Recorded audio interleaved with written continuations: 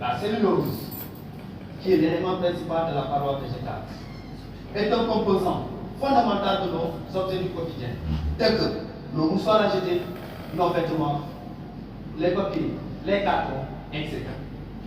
Cette cellulose varie selon les types de plantes, selon leur origine, et aussi pour chaque plante, selon la partie de la plante. Par exemple, dans les fruits de coton, on a une teneur de cellulose jusqu'à 98%.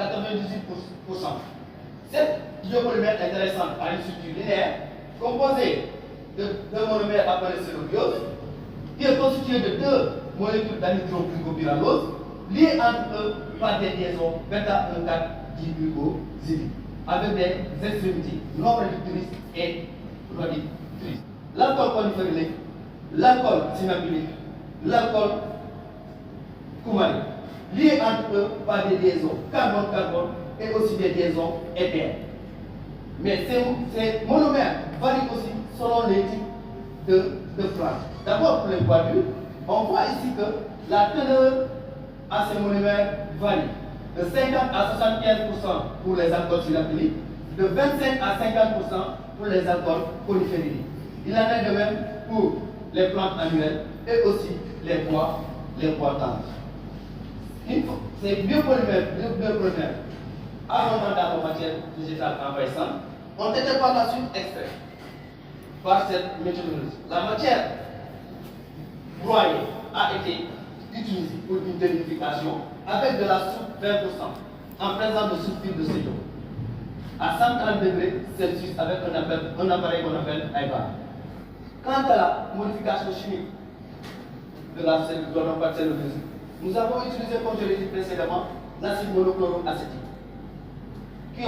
Les deux ont été protonnés séparément, ensuite mélangés suivant l'équation ci-dessous, en utilisant deux protocoles, à savoir le protocole à reflux pendant 44 heures et un protocole à température ambiante pendant 60 heures.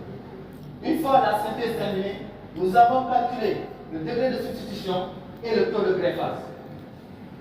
Le taux de greffage, où la masse MCEC et ME sont les masses de carboxylate de cellulose. À la lecture, j'ai envie de discuter un petit peu avec vous des perspectives de vos travaux par rapport à ce que vous avez fait.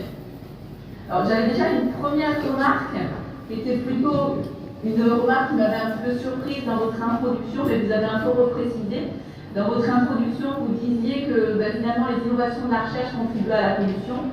C'est vrai en partie, mais pas que, puisque vos travaux sont quand même l'exemple du fait qu'on peut aussi réduire la pollution à travers l'innovation et la recherche et le mettre complètement en place. Toujours dans des questions qui sont un peu d'ordre général, c'est plus une remarque qu'une question.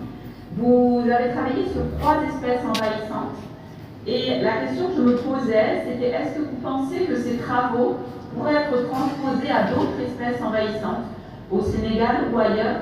En d'autres termes, est-ce que vous pensez que cette approche peut être plus générique que ce que vous avez fait?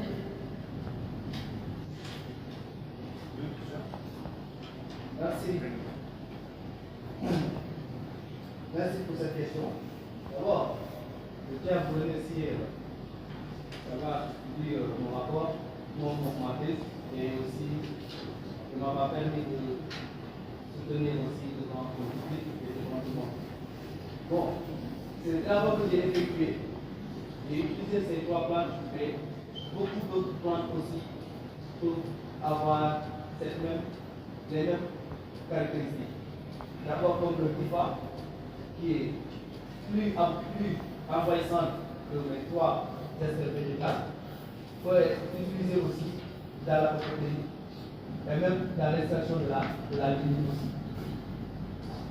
Tout comme toute plante annuelle, ces plantes envahissantes peuvent être des sources potentielles pour la protéine et aussi dans la fabrication de membranes d'emballage.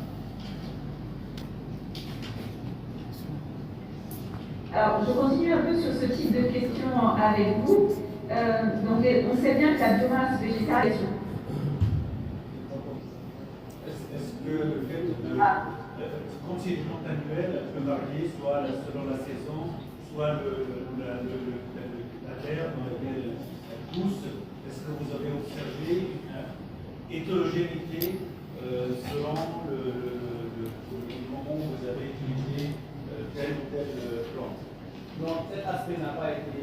tenu à compte, nous n'avons pas étudié le risque. Ça veut dire que D'accord. vous utilisez avec le même cueillette. La part des cueillettes de différents temps. Non. C'est toute relation entreprise et on a commencé à étudier la composition chimique pour afin de départ de valorisation. À part parce que les pentes sélectionnées étaient au nombre de 4.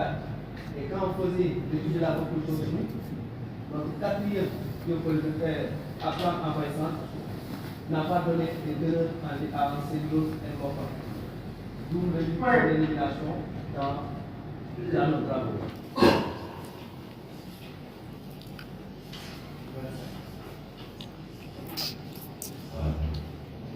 C'est là où il y a la TG. Alors je ne vois pas. Ouais, c'est la TG. Je ne vois pas la. Je ne vois pas moi.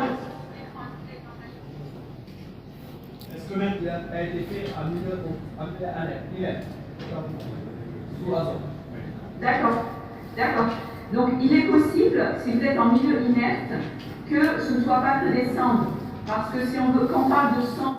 Donc le thème porte sur la valorisation des espèces végétales envahissantes au Sénégal pour le développement de matériaux biosourcés. Donc le mémoire de thèse présenté par Moïse Manga est intitulé Valorisation des espèces végétales envahissantes au Sénégal pour le développement de matériaux biosourcés. Ce document est constitué de 137 pages et qui comporte 4 chapitres au total. Donc, le premier chapitre, le deuxième, le troisième, portent exclusivement sur la bibliographie. Donc, je vais directement lire le quatrième chapitre qui porte sur les résultats obtenus. Donc, l'auteur nous parle dans ce chapitre de la valorisation des biopolymères issus des espèces végétales en matériaux biosourcés. La polyaniline est l'un des polymères qui a été synthétisé tout en intégrant la lignine et la gomme de Khaya sénégalaise comme agent de renfort. Les résultats de caractérisation ont révélé que la polymérisation de la vanille s'est opérée à la surface des biopolymères, établissant des interactions inter- et intramoléculaires. 3 types de vanille ont été obtenus.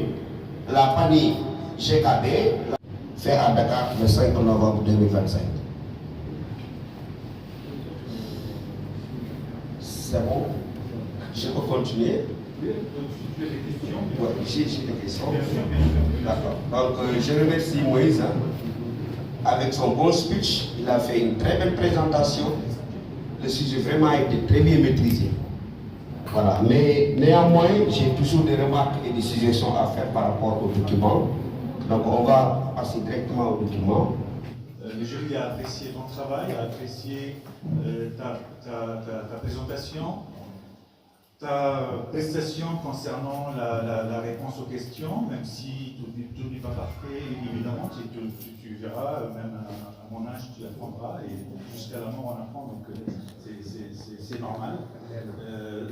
Toutes les remarques qui ont été faites, c'est plus pour rendre plus perfectible et plus parfait, c'était déjà très bon. Et pour toutes ces raisons-là, le jury t'accorde avec la mention très honorable avec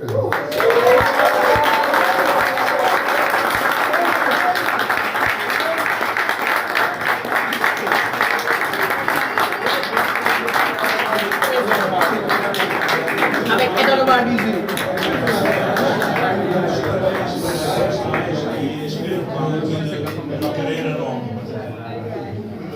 Fexe la mu toppal.